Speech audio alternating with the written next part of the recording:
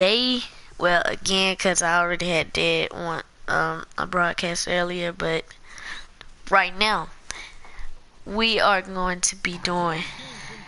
You see the short Warriors versus the tall Clippers. We going to see if they can win. So right now, oh my God. Well, one thing with DeAndre Jordan, you love how imposing a presence he is on the defensive end. His It's so size short. and ability to leap are a big anchor to any defense. A great point, and not only a flashy defender, but a solid one as well. Wasn't always like this, though, guys. Took some encouragement. Matter of fact, I'm gonna just let the computer play so I won't mess up anything. From coaches to get him to commit to becoming a defensive juggernaut, and every player now feels his footsteps when they're attacking the rim. True. Now Durant. After Wesley Johnson's three-pointer that didn't go.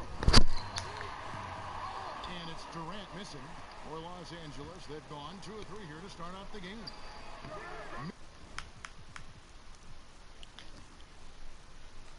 This is off the right angle.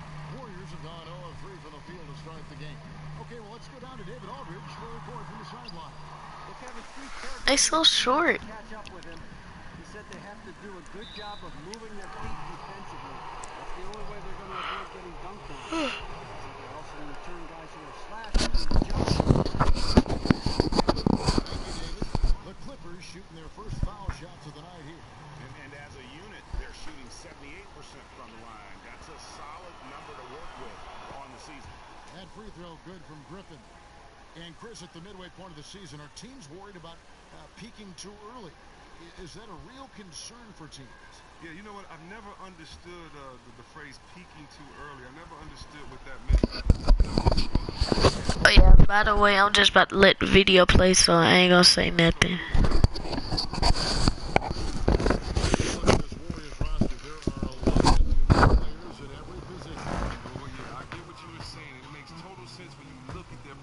Guys like Draymond, you never see as a functioning point power forward.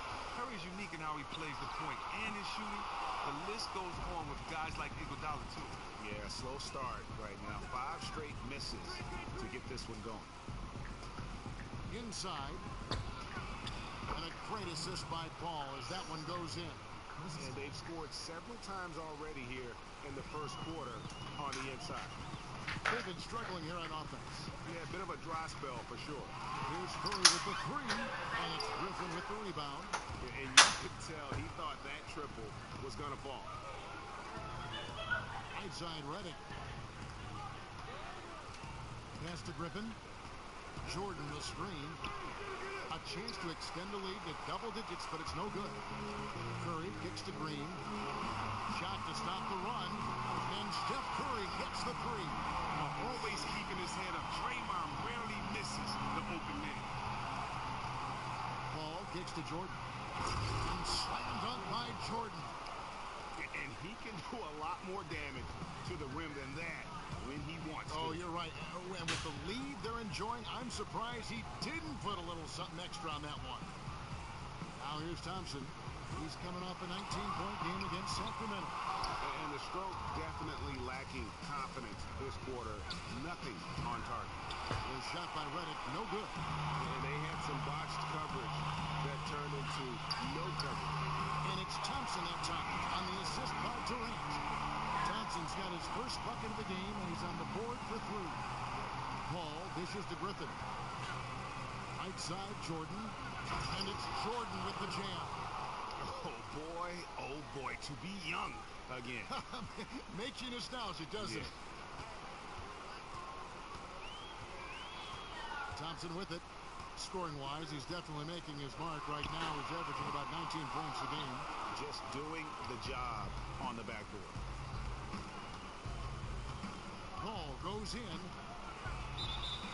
And a foul on the shot. He'll go to the stripe for 2. They get Stephen Curry. And I think it's safe to say at this point that Chris Paul is one of the all-time greats at at that point guard position. Just so strong in his ability to lead a team both offensively and defensively. And, you get everything you want from him as a lead guard. I mean, he's not afraid of the big moment. Also willing to be that vocal leader that you often need at times. Let's see if ultimately he can be rewarded with a chance to play for a championship. Looking at who's out there now for the Warriors. JaVale McGee's checked in for Pachulia. West comes in for Green. Andre Iguodala. He's checked in for Kevin Durant. And Ian Clark subbed in for Klay Thompson. Now here's West. Really played well against Sacramento in his last outing.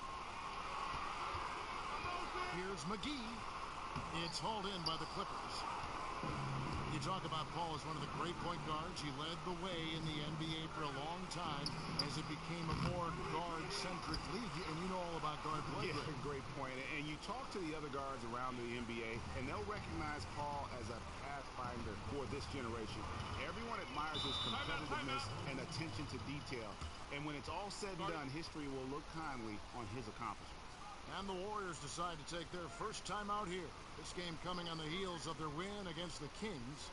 And what got them that win was the remarkable success they had from the floor. I mean, just a tremendous shooting performance all the way around. No, man, that was just great play calling. Guys worked the ball around for good shots.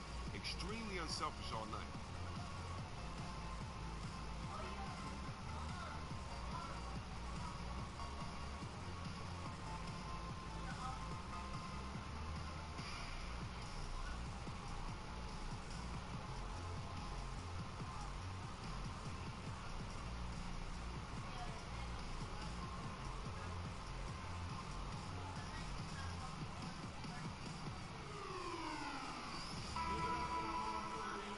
Here at the passing numbers over the last several months for Paul.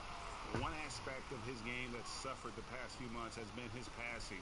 He hasn't shown that same creativity with the basketball that we'd seen from him earlier in the season, and his assists are way down because of it.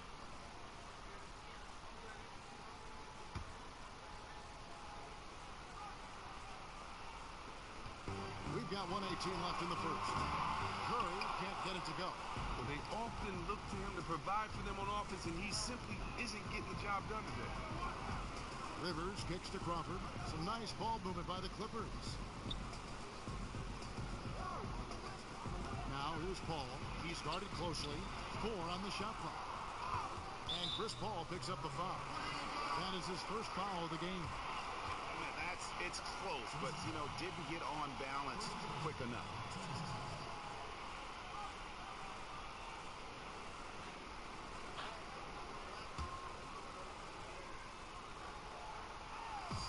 .52 seconds left to play in the first. Here's Clark. And they've had chances to score inside, just unable to convert. No good on the three. They've been sensational on the backboard to start this game. Here's Rivers. It's rebounded by West. I tell you what, the defense should send Christmas cards for that miss. Here's Iguodala. And he was fouled in the act of shooting. Chance here now for a three-point play. Wow, the balance and core strength of Iguodala built for the AM1. And this is his first trip to the line tonight.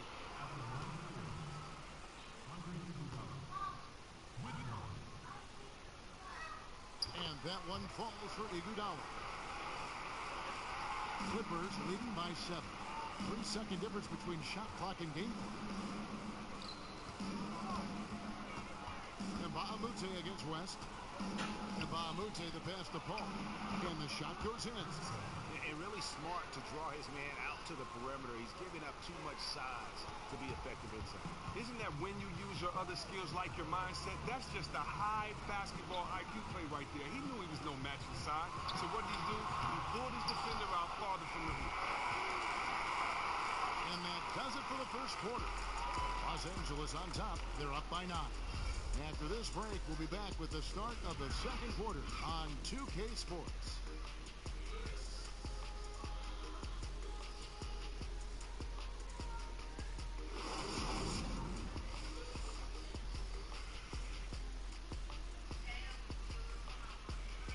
Damn, I wish I would right all the time. So cheers for maybe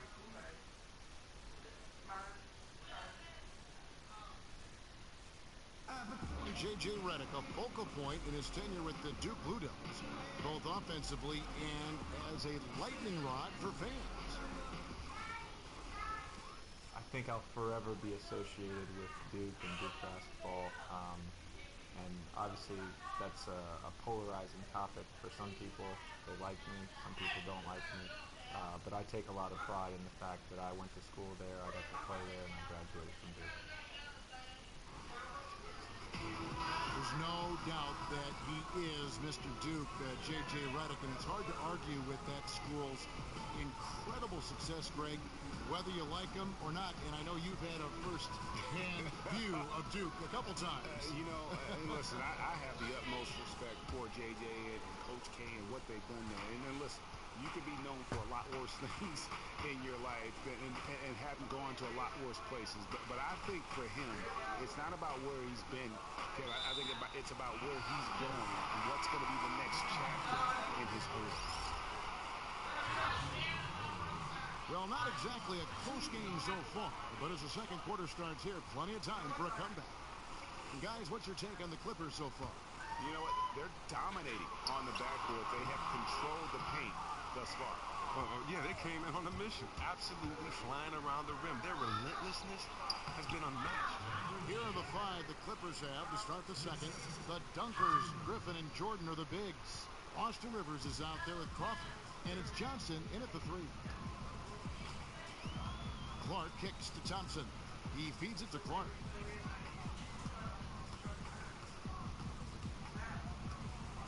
Back to Thompson. Clock at 6. It's 3-pointers off the mark. The edge on the glass is the difference. It's allowed them to build this lead. While the Clippers have had this Chris Paul and Blake Griffin core for a while now, it has certainly proven to be an exciting pairing. They haven't made the deep playoff run that they had hoped they would be. Yeah, and although fans might want more, you have to remember where this franchise was before Griffin and Paul. They still have a few years to take this team even further. Unfortunately, they have been up against a stacked Western Conference. And let's catch up with our sideline reporter, David Aldridge. Well, as we know, Chris Paul is such a student of the game. He really is a coach on the floor, but he can be hard on his teammates. Austin Rivers said he's the one that's going to put you in your place.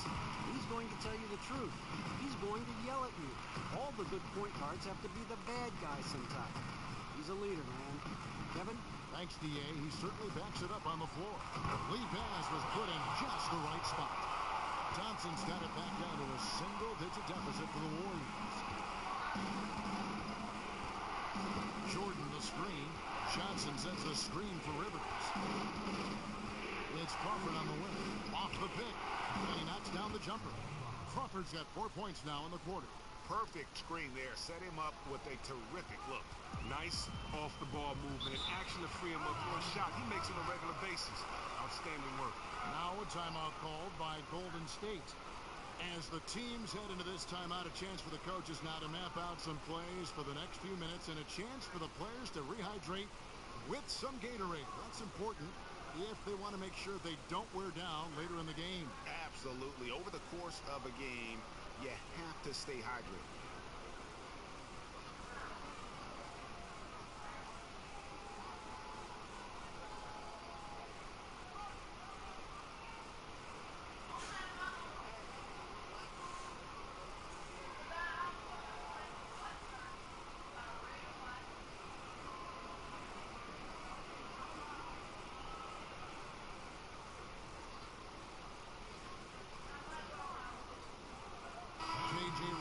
Checked in for Jamal Crawford. And here we can now take a look at how the ratio was between the threes and the twos last season for the Warriors. In the long-range game, a staple for them offensively. It's clear they embrace the value of that extra point, and spacing the floor, something they look to do every time they're on the court. And a little under 2.5 minutes gone by here in the second quarter. Durant with a screen on Johnson. Clark dishes to Durant. Hits it from three-point range. Durant's got himself going there. His first points of the game on the deep ball. Rivers kicks to Griffin. To the paint.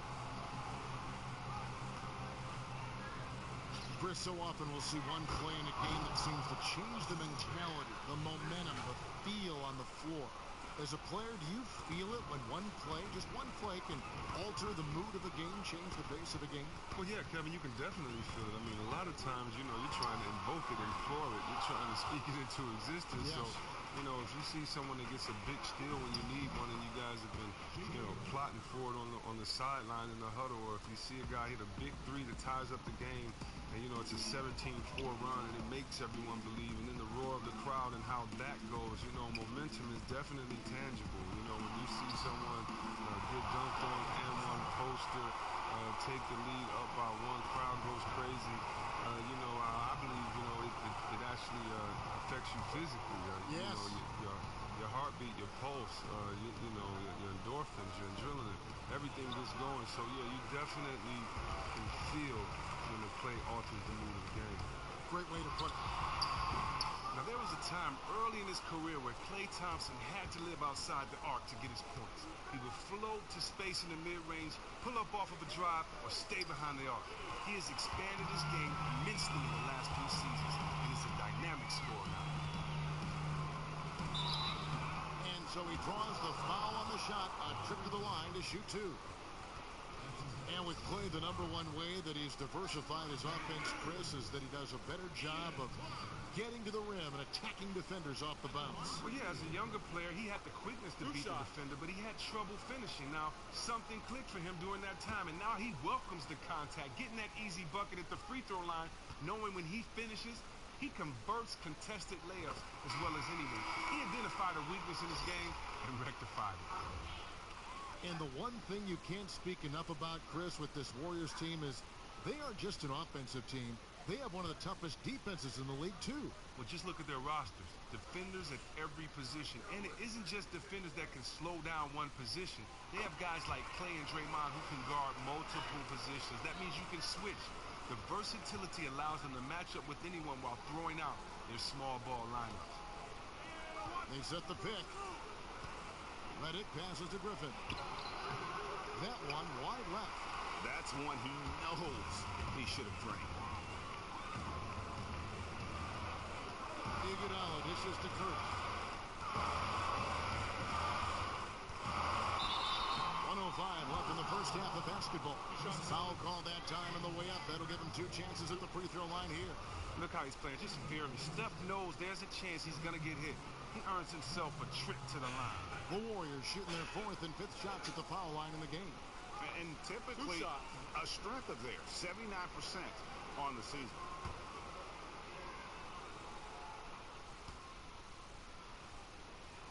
First one falls for him. Well, we hear so much about Curry and his offense, and rightly so. But you know what, Chris? He's an above-average defender in his own right. He is not going to be considered one of the best all-time defenders at his position. But he is a very solid defender and has improved in that area every year he's been in the league. And so he makes both from the line. Yeah, in this quarter, they've had the right approach, driving and drawing, initiating contact, create opportunities, get to the line. Picked by Griffin. And the shot counts. He's fouled, and it's a chance for a 3-point play. That makes it 10 of their last 12 coming from inside the paint. Well, one thing that Chris Paul has always been known for is his presence, Greg, on the defensive end. Just a smart and fundamentally sound defender who knows certainly how to disrupt a ball handler. No doubt. In the modern NBA, there are so many guards that can beat you one-on-one. But Paul makes your shots tougher than probably anybody else in the league. Still, with the quick hands, he will come up with more than his fair share of steals. It's good, and the Clipper lead is cut to just 7 on the basket from Stephen Curry. Paul kicks to Redick.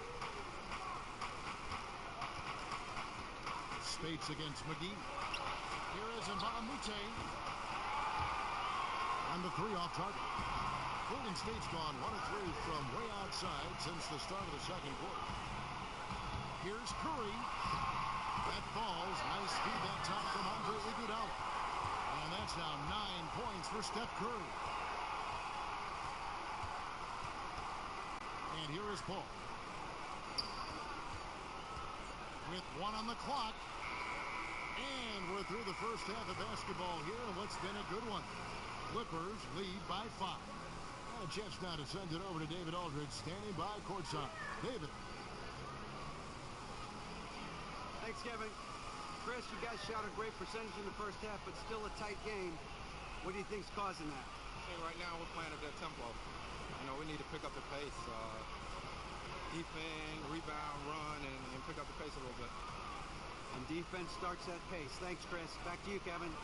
Thank you, David. And we'll be back after halftime as the third quarter gets underway. The 2K Sports Halftime Show. And we hope you've enjoyed our first half of action. I'm Ernie Johnson welcoming you back. Shaquille O'Neal is right there. Kenny the Jet Smith is right there. And this here is the halftime report. From the get-go, it was the Clippers who came out strong. They had great chemistry early on, both offensively and defensively, stringing together an impressive 8-0 run to jump on top early. And it was a 9-point lead for them as they finished the first quarter. Going through the second quarter, they started to look a bit fatigued, but played well enough to enjoy a 5-point cushion here at the half. And taking a look at the Clippers, Kenny, what did you see out there? Well, I think to shoot a high percentage, the offense has to be in sync. And in the first half, those guys were sharing the basketball, playing for each other. Now it becomes a matter of being consistent at it. Shaq, what are your thoughts on Golden State? Well, they've been getting worked on the glass. Out-hustled, out-muscled, out-bustled. Where's the fight? I know they got some tough matchups down low. They really want to win the game. Basketball is way harder. And that's it for halftime as the second half is just about to get underway. See you after the game.